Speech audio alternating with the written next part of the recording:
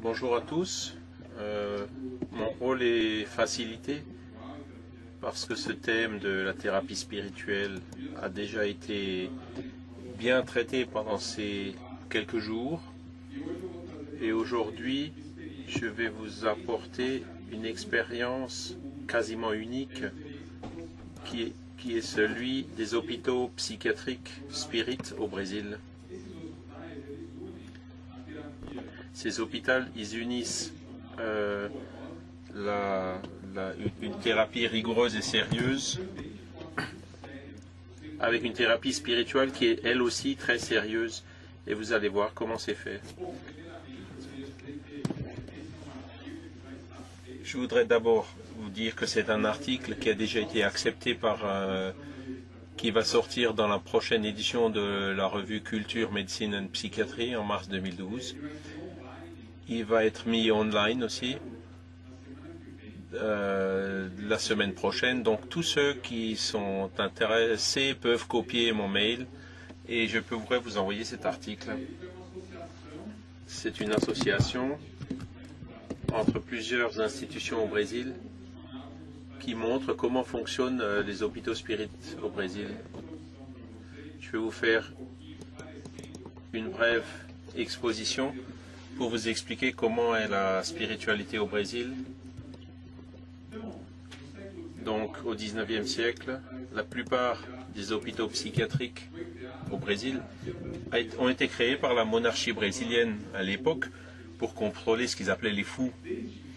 Depuis, il y a des centaines d'hôpitaux psychiatriques qui ont été ouverts au Brésil. Pour vous faire une idée de la quantité de ces hôpitaux psychiatriques actuellement, il y a 62 000 lits qui sont disponibles au Brésil, donc 0,4 lits par 1000 habitants brésiliens. Pendant le XXe siècle, la majorité des hôpitaux psychiatriques au Brésil ont été fondés par des adeptes du spiritisme, ce qui est intéressant parce qu'ils voyaient donc un but d'intégrer la thérapie psychiatrique conventionnelle avec des thérapies spirituelles.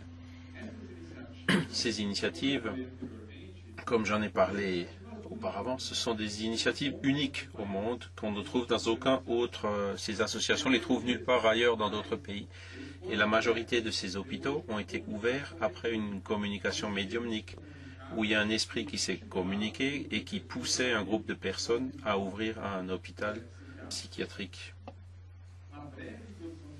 Une brève introduction du spiritisme, qui a déjà été longuement parlé aujourd'hui. Le spiritisme a été développé en France par Allan Kardec et dans la seconde moitié du XIXe siècle.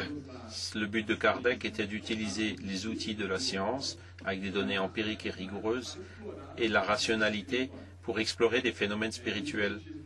Le spiritisme a été défini par Allan Kardec lui-même comme une science qui traite de la nature, l'origine et la destinée des esprits, tout comme les manifestations, les interactions entre ces esprits et le monde corporel.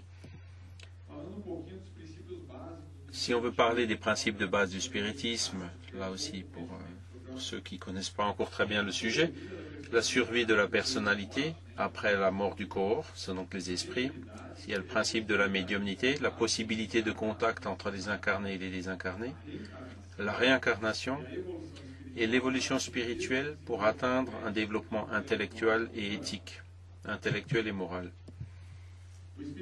Le spiritisme, dans le domaine de la psychiatrie, accepte que quelques maladies mentales peuvent être fortement influencées par les esprits, par le monde spirituel, les désincarnés, comme c'est le cas par exemple de l'obsession et de son traitement qu'on appelle désobsession.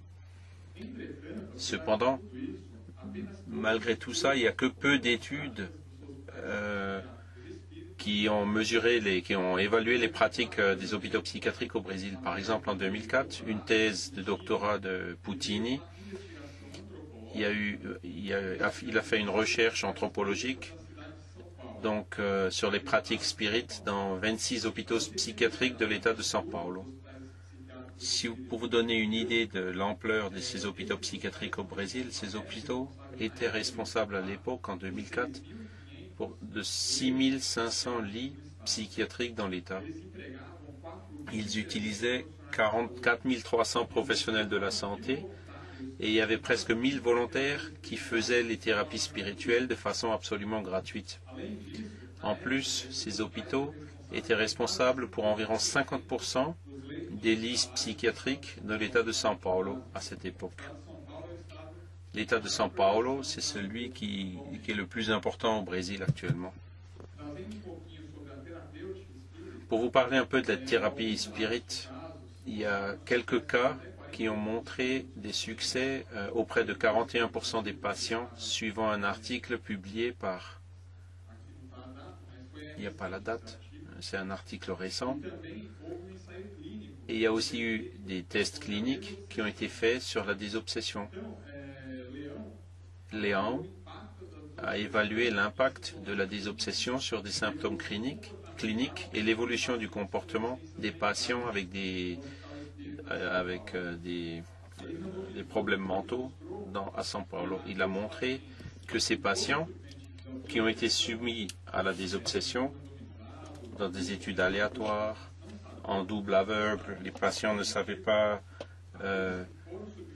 ceux qui étaient soumis à ces obsessions, et donc autant au niveau du comportement que de l'évolution clinique.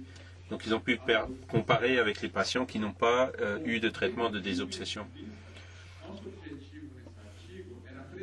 Donc si on considère tout ça, le but de ces articles, c'était de présenter la structure et le fonctionnement de quelques-uns des principaux hôpitaux spirites psychiatriques au Brésil et de montrer l'intégration de la thérapie spirituelle et spirit associée avec le traitement conventionnel psychiatrique moderne. Comme méthodologie, nous avons utilisé une étude descriptive sur l'assistance psychiatrique impliquant 6 hôpitaux spirit psychiatriques au Brésil et qui étaient les plus grands qui existaient au Brésil. Ces institutions ont donc été sélectionnées selon leur taille et l'importance du contexte brésilien et de la communauté spirit. Là, vous avez la liste des institutions que nous avons choisies pour notre étude. Donc, de l'État de São Paulo, il y a l'hôpital Jean Évangéliste. Vous avez les sites, l'Institut Bairral, la clinique Saião. À Minas Gerais, il y a l'hôpital Spirit André Luiz. Au Paraná, il y a l'hôpital Spirit de Bonne Retraite. Et au Rio Grande do Sul, l'hôpital Spirit de Porto Alegre. Ce sont donc les 6 hôpitaux qui ont été évalués. Là, vous avez les logotypes. Une photo de ces hôpitaux, que vous puissiez vous faire une idée de leur taille. C'est l'hôpital Jean Évangéliste que vous voyez, celui de l'Institut Bairral de psychiatrie, la clinique Saião, l'hôpital Spirit André Luiz, l'hôpital Spirit de Porto Alegre et l'hôpital Spirit de Bom Retiro. Ce sont donc les hôpitaux qui ont été considérés. Comment avons-nous fait cette évolution? Nous avons envoyé un questionnaire à chaque directeur de l'hôpital, des hôpitaux. Toutes les institutions ont répondu. Il y a eu un contact d'abord par téléphonique, ensuite on a envoyé les questionnaires. Et ils ont tous participé à un meeting, à une rencontre, à une réunion pour évaluer les résultats et comprendre un peu mieux ces thérapies. Le questionnaire a contenu des données sur les pratiques, la structure de travail, les professionnels de santé qui y sont impliqués, les modalités de l'assistance et les difficultés qu'ils avaient dans le contexte de la société brésilienne actuelle. Donc après le retour des questionnaires, on a fait une rencontre pour savoir comment fonctionnaient véritablement ces thérapies. Là, vous avez un tableau de résultats qui donne une comparaison entre l'assistance et la structure de chaque hôpital. C'est intéressant de voir que la grande majorité de ces hôpitaux ont été fondés entre 1930 et 1960.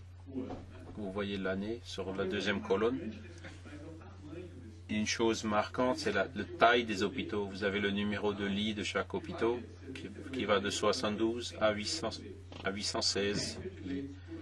La moyenne des lits est donc de 404 lits par hôpital. Donc ce sont des hôpitaux d'une taille importante. La grande majorité travaille suivant le système de couverture sociale publique du Brésil et donc le traitement public qui est gratuit. Il y a 60 à 80% des traitements qui suivent ce système public. Ils sont tous philanthropiques. En ce qui concerne les traitements offerts dans psychiatrie conventionnelle, ils les avaient tous. Ils avaient tous donc un ambulatoire. Ils avaient tous des équipes multiprofessionnelles. Et le temps moyen d'hospitalisation dans ces hôpitaux varie de l'ordre de 30 jours, et ce qui est en accord avec la littérature brésilienne, en accord avec la moyenne. Donc, sur ces premiers résultats, on peut voir que les hôpitaux Spirit ne diffèrent pas beaucoup des hôpitaux conventionnels en ce qui concerne la psychiatrie conventionnelle. Il y a l'ambulatoire, le journalier, les équipes multiprofessionnelles, qui donc c'est la même constitution que la moyenne brésilienne. Vous avez aussi la distribution des maladies psychiatriques que ces hôpitaux traitent. La grande majorité, c'est dans la schizophrénie, par exemple, les maladies psychotiques, les troubles de l'humeur, l'anxiété, la dépression, en plus des dépendants de drogue. C'est donc ce que ces hôpitaux traitent le plus. Un autre point important dans les questionnaires que nous avons reçus, aucun des 6 hôpitaux a substitué la thérapie conventionnelle avec des médicaments par les pratiques spirituelles. Et la plupart des directeurs ont toujours beaucoup tenu à cela. Une chose est complémentaire à l'autre et non pas, une ne doit pas substituer l'autre. Et évidemment, si les patients ont une évolution favorable, alors, bien sûr, le médicament, on peut le diminuer petit à petit. Mais ils ont toujours voulu faire les deux choses en même temps, les deux types de traitements en même temps, en parallèle. Un autre point très intéressant des hôpitaux Spirit brésiliens, c'est que, bien qu'ils soient Spirit, les patients qui viennent proviennent de toutes les religions possibles. Il y a des catholiques, des protestants, des spirites, des évangéliques, etc. Le caractère de ne pas endoctriner et donc optionnel et facultatif des thérapies spirituelles ont augmenté l'acceptation de ces thérapies. Un autre point intéressant, c'est qu'à cette époque, où on a fait l'étude, la plupart des hôpitaux n'avaient pas de département de recherche constitué et fort. Et il y a peu de publications qui ont été faites et qui étaient disponibles pour voir l'efficacité de ces traitements. Donc ça a changé ces dernières années. Ils ont créé des instituts de recherche uniquement spécifiques dans ce domaine de ces hôpitaux.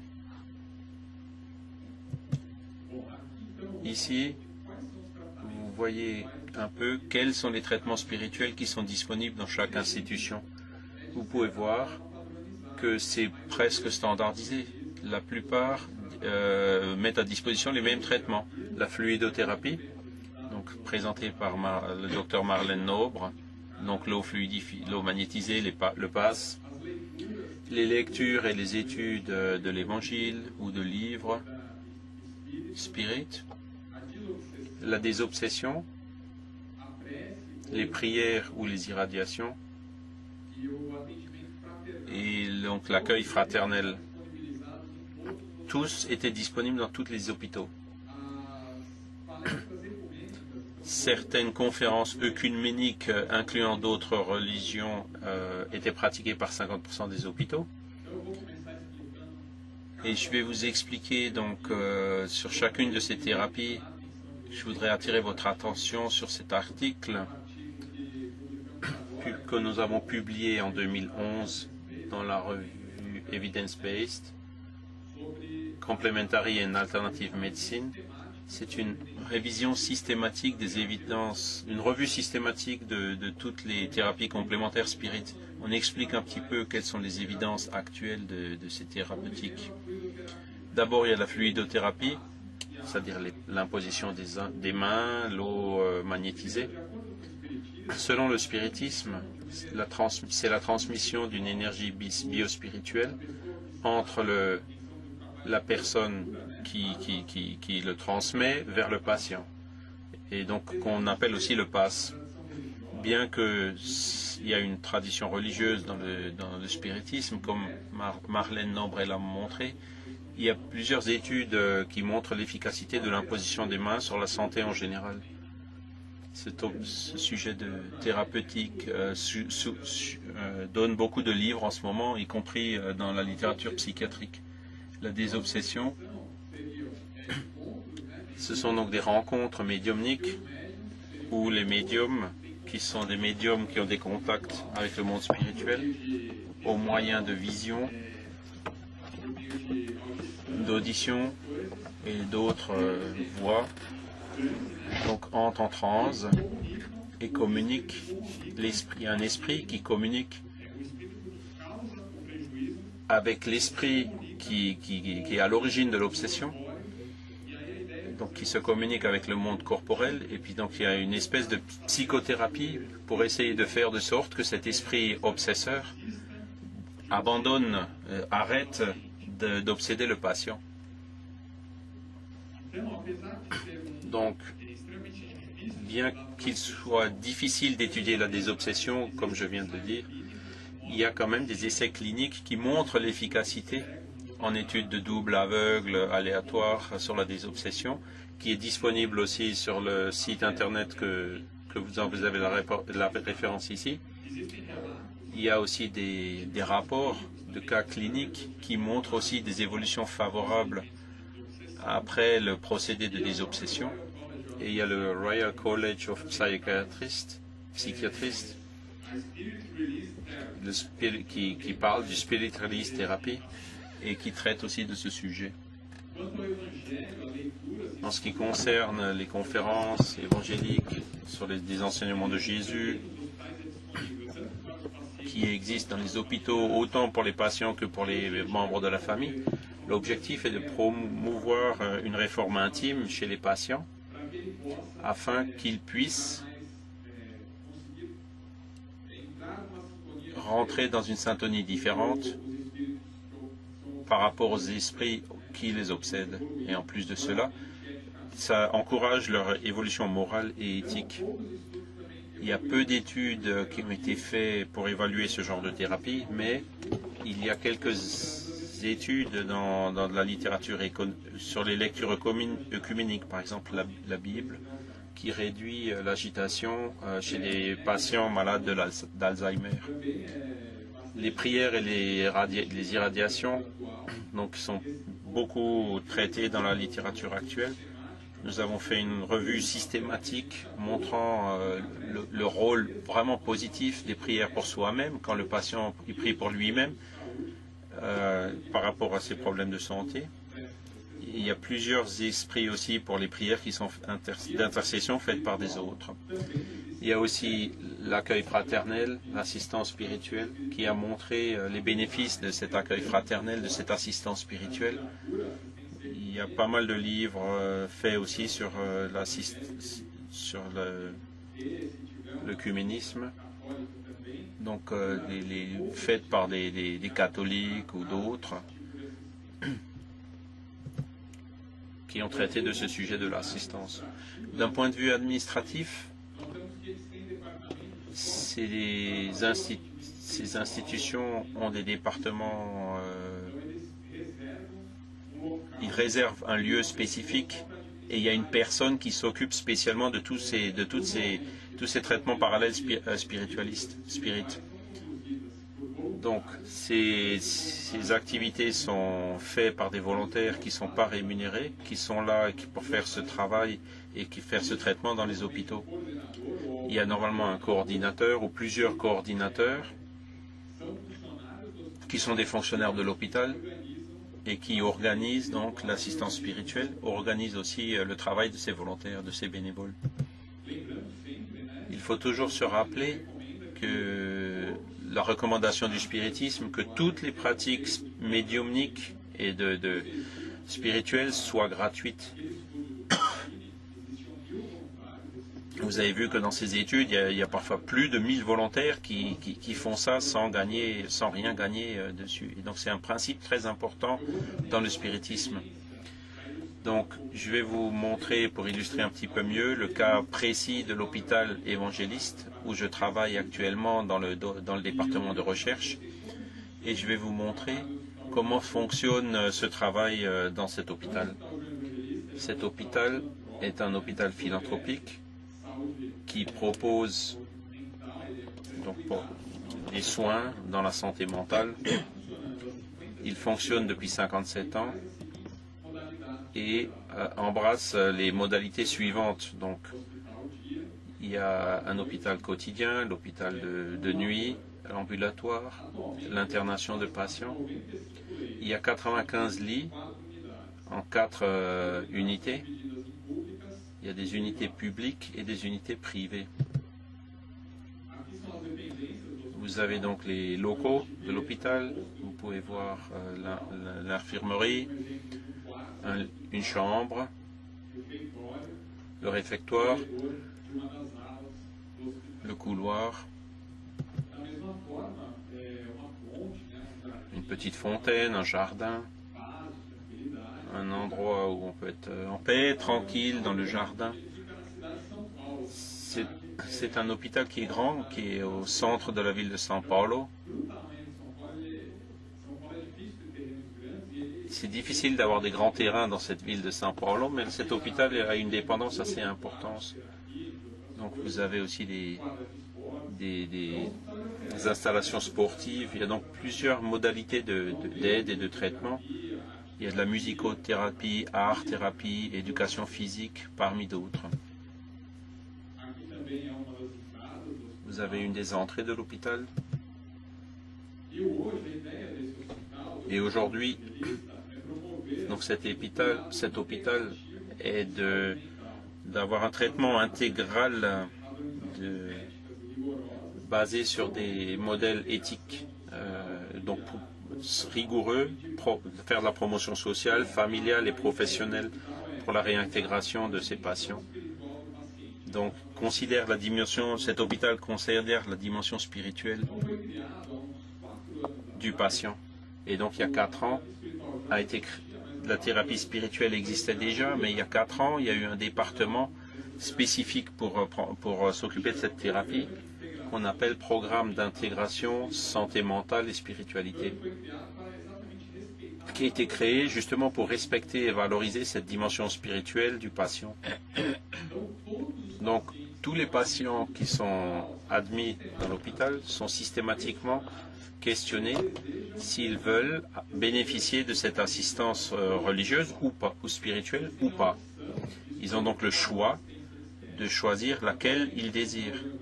Aujourd'hui, dans cet hôpital, il y a 3 types d'assistance: catholique, évangélique ou protestante et spirit.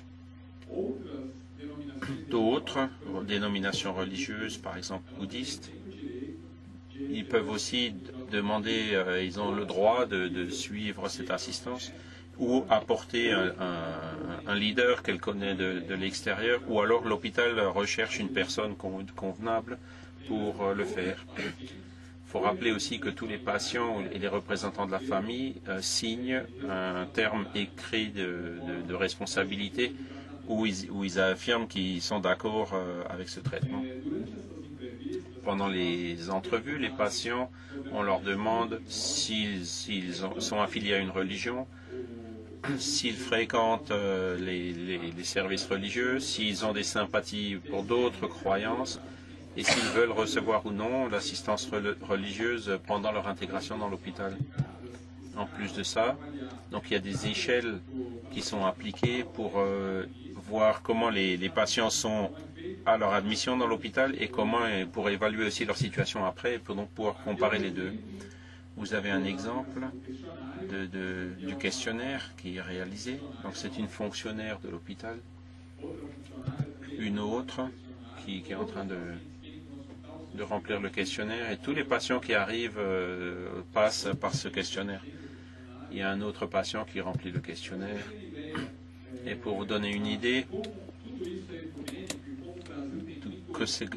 à quel point c'est œcuménique et comme il y a une grosse superposition de croyances au Brésil, donc là on peut voir un peu plus en profondeur l'assistance religieuse dans ces hôpitaux. Donc il y a une donnée curieuse, c'est que les patients qui n'ont aucune affiliation religieuse, des agnostiques ou athées, il y a presque 80% qui ont demandé à recevoir une assistance spirituelle ou religieuse pendant leur internation.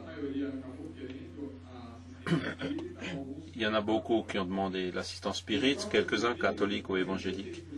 Les spirites eux-mêmes, 96% ont demandé l'assistance. Et donc il n'y en a qu'un seul qui était catholique qui a demandé une assistance catholique. Parmi les catholiques, 82% ont demandé 50% ont demandé l'assistance catholique. Et donc 40% ont demandé d'une assistance spirite. Donc au Brésil, on dit souvent, pour rigoler, on parle des catholiques spirites. Et c'est confirmé par ces données. Vous pouvez voir donc sur ce tableau que 90%, plus de 80% des patients ont demandé à bénéficier de cette assistance spirituelle. Et donc ne pas prendre en considération cette dimension chez les patients psychiatriques, c'est vraiment rester aveugle par rapport à une dimension aussi importante. Maintenant, quelques photos de l'assistance, pour que vous puissiez voir qu'est-ce qui est fait. Donc l'assistance catholique, c'est le diacre de l'église qui vient aider, le curé. Je ne sais pas si ça existe ici. Et donc, qui fait une réunion, une lecture édifiante pour les patients d'un livre catholique ou de la Bible, et les patients qui interagissent avec lui en parlant, en discutant, en exposant leurs préoccupations, leurs angoisses. Là, vous voyez une prière. Donc, les patients qui participent à cette prière. Vous avez l'assistance évangélique protestante que je vais vous montrer maintenant.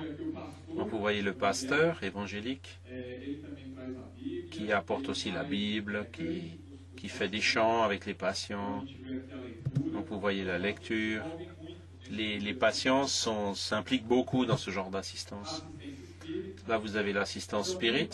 Si le patient choisit cette assistance spirit, il est amené, on lui offre les thérapies suivantes. D'abord, il y a la désobsession. Il faut rappeler que la désobsession, elle n'est pas faite en présence du patient dans le local. Elle est faite à distance. Donc, vous avez une séance médiumnique où les patients dénommés, les noms des patients qui veulent cette assistance de désobsession sont présentés. Et c'est là que la désobsession, dans cette salle, qu'est faite la désobsession. Là, vous avez l'application des passes, dont Marlène a beaucoup parlé aujourd'hui. Et donc, vous avez une illustration pour voir comment ça se fait. Une autre photo qui le montre. Vous pouvez voir qu'il y a une salle spécifique que pour ça. C'est la salle de l'assistance spirit. Il y a un département spécifique et une salle pour promouvoir ce travail, ce traitement. Vous voyez encore une autre vue. Là, il y a des lectures évangéliques, spirit, ou de l'évangile, où les patients sont mis en rond et ils peuvent parler et mieux comprendre leur situation. Une autre photo. Vous avez la magnétisation de l'eau, qui fait partie aussi de la fluidothérapie. Cette eau est offerte aux patients qui sont soumis à cette assistance spirit. Une autre photo. Là, vous avez l'équipe de recherche de l'hôpital Jean Évangéliste. C'est encore une petite équipe, mais qui travaille beaucoup avec des partenariats avec l'Association de médecins spirites de São Paulo, à laquelle je participe aussi, pour justement développer cet aspect de médecine et spiritualité, de médecine et spiritisme. En conclusion, les hôpitaux psychiatriques brésiliens, comme je viens de vous le montrer, portent un concept intégratif d'intégration, que tout est important, la dimension biologique est importante, psychologique est importante, sociale est importante, écologique est importante, et aussi la dimension spirituelle est importante dans la vie des patients. Et ces hôpitaux font la promotion de cette intégration de la psychiatrie conventionnelle avec les thérapies spirituelles. Dans cette étude, on peut voir aussi qu'il y a peu d'études qui montrent, qui étudient l'efficacité de cette thérapie pour définir les résultats psychiatriques. Pourquoi? Donc c'est bien implanté, on y croit beaucoup au Brésil, mais on sait que pour transposer la science, pour qu'on puisse le divulguer de façon plus importante, massive dans des pays européens ou américains, il est nécessaire d'avoir une évidence scientifique, et c'est là-dessus qu'on travaille beaucoup maintenant pour montrer que l'évidence scientifique soit toujours plus forte et qu'on puisse donc le montrer aussi à l'extérieur.